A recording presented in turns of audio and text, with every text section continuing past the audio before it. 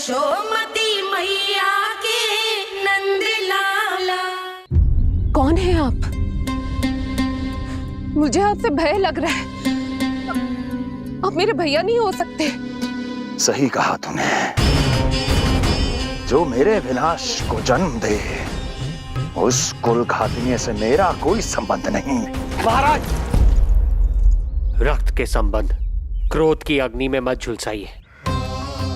जिस बहन को आपने बचपन से आज तक इतना प्रेम दिया, क्या वो आपके विरुद्ध किसी षड्यंत्र में सहायक हो सकती है? भला हमारी संतान आपका विनाश क्यों करेगी? अपनी नवविवाहित बहन पर कृपा कीजिए महाराज। अपने पुरुषार्थ से आपने कितने असुरों को युद्ध में पराजित किया है। आज वो सब दरबारी बनकर आपकी सेवा करते हैं। ये महापराक्रमी कंस, यदि वो मायावी असुर आपको हानि नहीं पहुंचा पाए, तो ये आपकी बहन आपका क्या बिगाड़ सकती है? दया कीजिए महाराज, दया कीजिए। आप बीच में मत पड़िए कुंवर जी। सुना नहीं क्या? इसकी 8वीं संतान मेरा वध करेगी। जब मां ही नहीं बचेगी तो 8वीं संतान के जन्म का तो प्रश्न ही नहीं उठता। यदि ऐसा है तो आप मुझे मार दीजिए। जब मैं ही जीवित नहीं रहूंगा तो देवकी की संतान होने की संभावना ही समाप्त हो जाएगी। अपने बहनोई की हत्या का पाप मैं नहीं कर सकता। और बहन की हत्या का पाप कर सकते हैं? जिसे जीवन भर प्रेम दिया है उसके प्राण लेने का अधिकार है मुझे। प्रिय भैया, यदि आपको इस विषय में इतना संदेह है तो आप हमारी 8वीं संतान के प्राण ले लीजिएगा। बल्कि 8वीं संतान ही क्यों, उसका जन्म होने तक हमारी सभी संतानों का वध आप स्वयं अपने हाथों से कर लीजिए। स्वामी! हे मथुराधिपति, मेरी पत्नी को प्राण दान दे दीजिए। मैं महाराज शूरसेन का पुत्र वसुदेव आपको वचन देता हूं, अपनी 8 संतानों को जन्म लेते ही स्वयं आपके सामने प्रस्तुत करूंगा। अपनी 8 संतानों को जन्म लेते ही स्वयं आपके सामने प्रस्तुत करूंगा।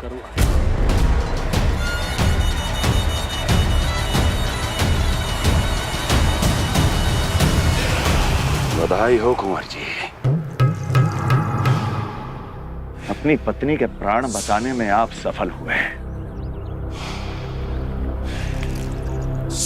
किंतु आपकी संतानें इतनी भाग्यशाली नहीं होंगी। वचन स्मरण रहे।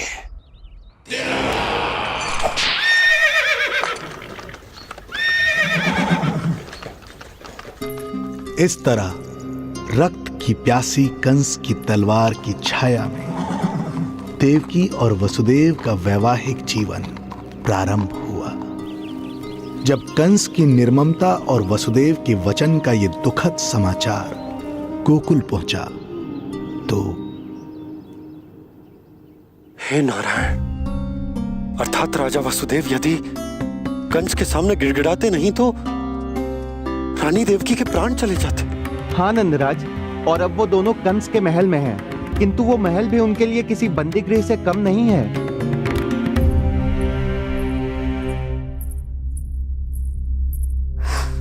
एक भाई अपनी बहन के साथ ऐसा करने की सोच भी कैसे सकता है? मेरा बस चले तो उस दुष्ट कंस को मटके में डाल के इसे घोंट के रख दूं, जैसे मलाई घोट के माखन निकाला जाता है।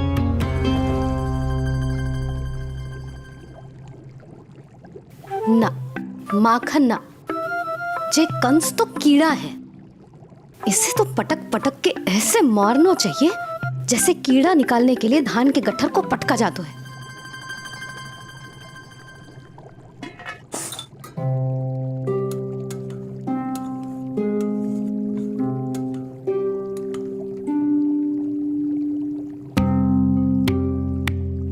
किंतु जब रोहिणी जिज्जी को पता चलेगा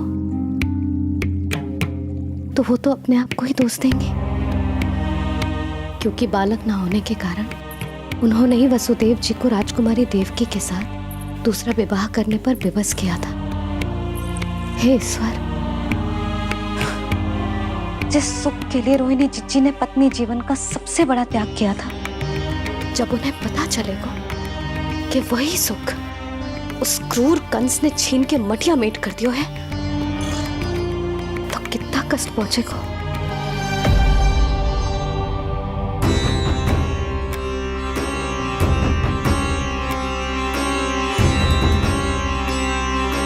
रोहिणी जीजी,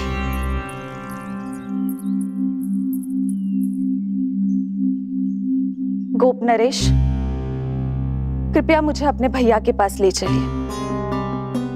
संकट के समय मुझे उनके साथ होना चाहिए।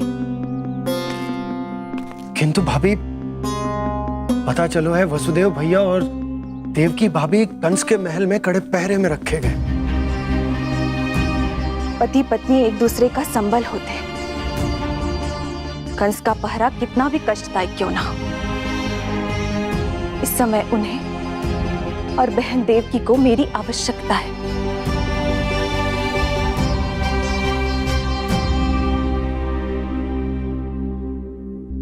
ये मेरी विवशता है। ये यादव कुलदीपक होकर भी आपको इस महल में बंदियों की तरह रहना पड़ रहा है, और मैं कुछ कर भी नहीं पा रही।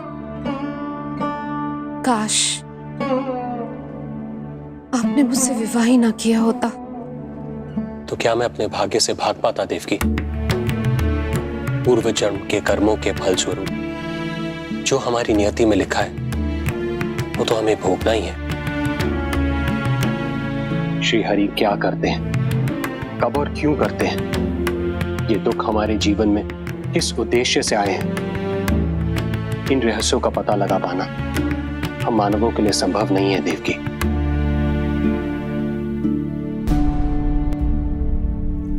तो फिर चलिए यहां से भाग चलते हैं, कहीं ऐसे स्थान पर जहां भैया की छाया भी हम पर ना पड़ सके। नहीं प्रिय, कंस के गुप्तचरों की दृष्टि हम पर अवश्य होगी, और मैं ऐसा कोई कार्य नहीं कर सकता जिससे तुम्हारे जीवन पर कोई संकट आए। और मैंने उन्हें अपनी सभी संतानों को सौंपने का वचन भी दिया है। अपना वचन मेरे लिए प्राणों से भी अधिक महत्वपूर्ण है देवकी।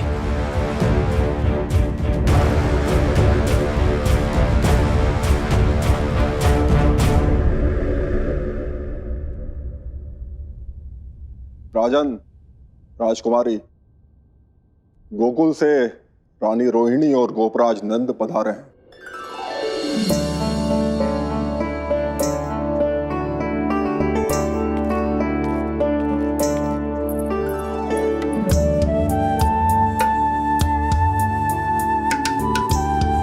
स्वामी,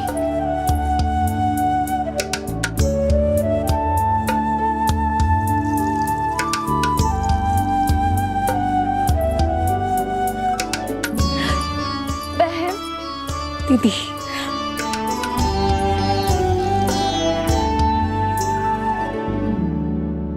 भाई नंद, जो आप हमारे लिए कर रहे हैं उसके लिए धन्यवाद शब्द बहुत छोटा है। मैं अपने भाग्य को स्वीकार कर चुका हूं।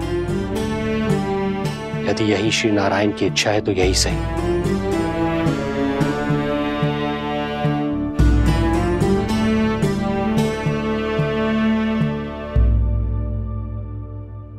भाई नंद, इस समय मथुरा का वातावरण अनुकूल नहीं है, आपको जाना चाहिए।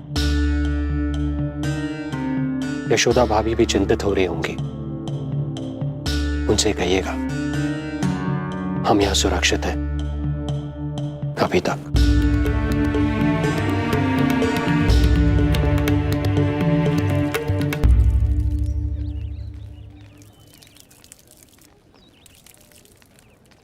वसुदेव भैया का भाग्य पर भरोसा देख वे अपनी संतानों को कंस को अवश्य सौंपेंगे। हे ईश्वर, इतना कठोर वचन, जब इसे निभाने का कठिन समय आएगा तो कैसा अनुभव करेंगे वे? उनका हृदय तो चकनाचूर हो जाएगा।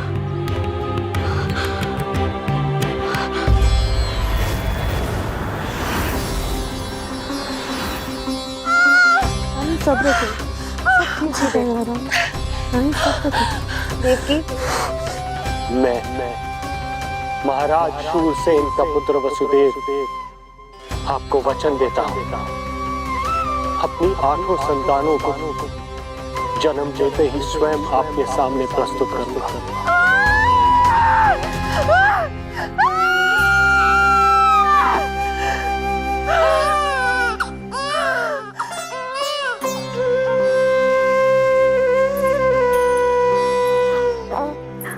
बधाई हो स्वामी, आपको पुत्र रत्न प्राप्त हुआ है।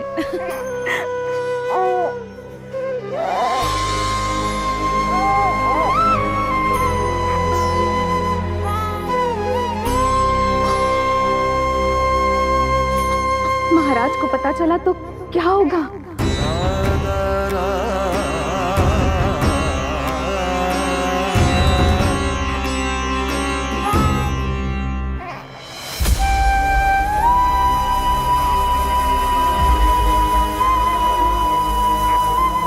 अपने पुत्र को इन हाथों में थामना। कितने वर्षों से इस पल की प्रतीक्षा कर रहा था मैं, और आज जब यह पल आया है, मेरी आंखों में दुख के आंसू हैं। एक पिता जब प्रथम बार अपनी संतान को गोद में उठाता है तो सबसे पहले यह सोचता है कि उसे क्या नाम दूं, उसका सुनहरा भविष्य कैसे सुनिश्चित करे। किंतु मैं वो भाग्यहीन पिता हूं जो अपने पुत्र का भविष्य मृत्यु के अंधकार में डुबोने जा रहा है। मैं इसे नाम देकर क्या करूंगा?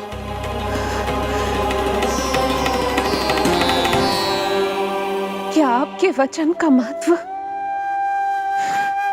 आपके पुत्र के प्राणों से अधिक है स्वामी?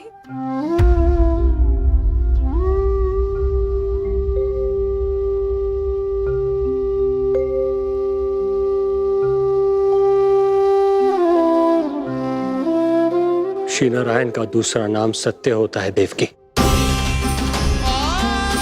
तुम ही कहो, मैं श्री नारायण से विमुख कैसे हो जाऊं? मुझे अपना वचन निभाना ही होगा। हृदय के टुकड़े टुकड़े क्यों ना हो जाए, मुझे इसे कंस तक ले जाना ही होगा।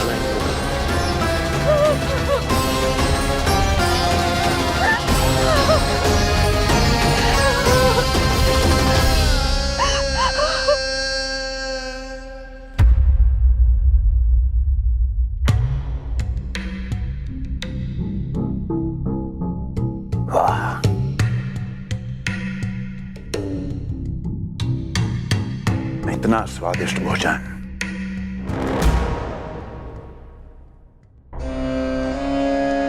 किसी विशेष इच्छा की पूर्ति के लिए मुझे सम्मोहित तो नहीं करना चाहती? मुझे पति के रूप में प्राप्त कर तो चुकी हो, अब प्राप्त करने को क्या क्या बचा है? प्राप्ति मैं प्राप्ति नहीं, अस्थि हूं स्वामी। प्राप्ति तो छुई मुई बनकर वहां खड़ी है। आप सदैव अपने विषय में ही सोचते हैं, कभी मेरे ओर भी निहारा कीजिए, तभी तो मेरा नाम सही से स्मरण होगा आपको। मैं अपने विषय में ही सोचता हूं, तभी तो 10 दिशाओं में मेरे नाम का डंका बजता है, मेरे साम्राज्य का विस्तार होता है, तभी तो मेरा अस्तित्व है। अस्थि स्मरण रहे, तुम हो क्योंकि मैं हूं।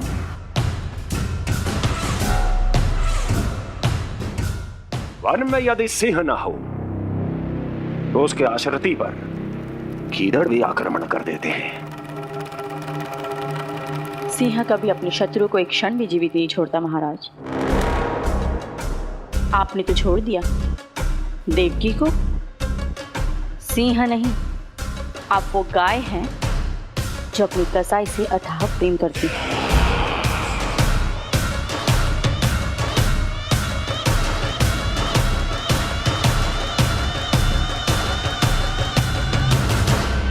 सभी संतानों को जन्म लेते ही मेरे पास लेकर आएगा,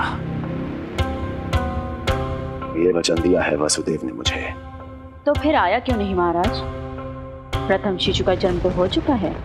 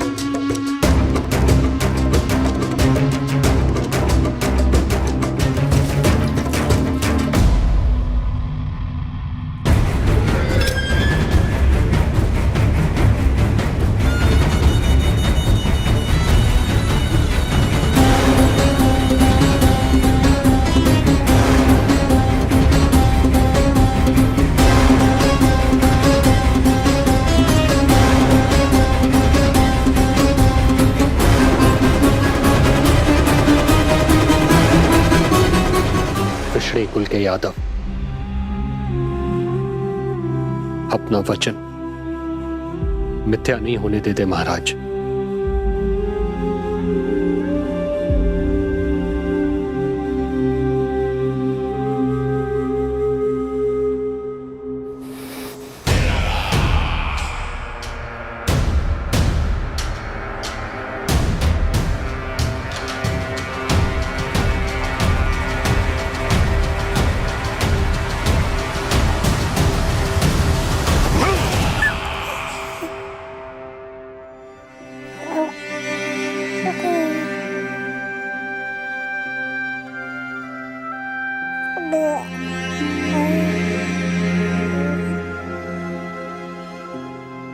ये देवकी का पुत्र है, मेरी बहन जो मुझे प्रिय हुआ करती थी, उसका प्रथम पुत्र है ये, मेरा प्रथम भांजा।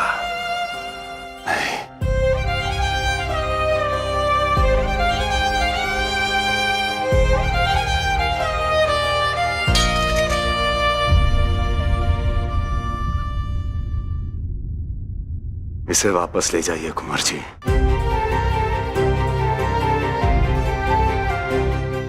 देवकी की प्रथम संतान से मुझे कोई संकट नहीं।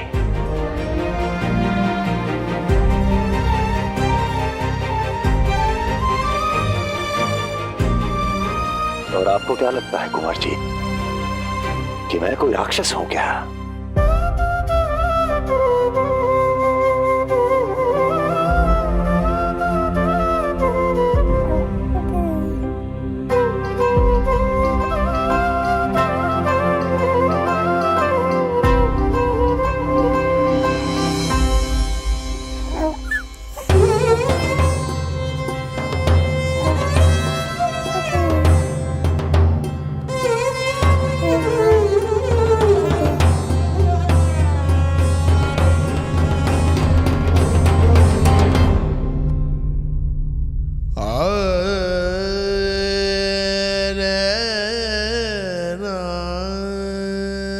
तो उसे अपनी गोद पे भी नहीं उठा पाई थी दीदी।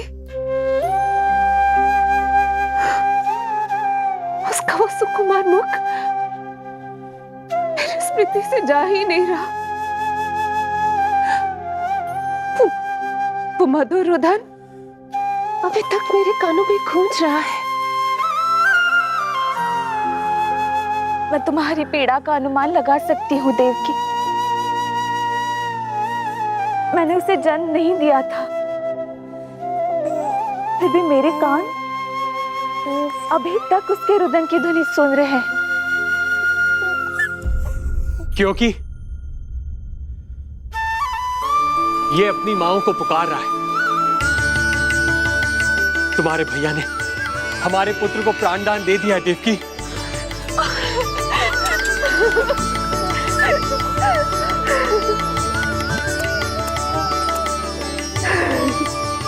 स्वामी, अब अपने पुत्र का नामकरण कीजिए। इसे ऐसा नाम दीजिए कि इसका भविष्य यश और कीर्ति से परिपूर्ण हो। कीर्तिमान कीर्तिमान होगा इसका नाम।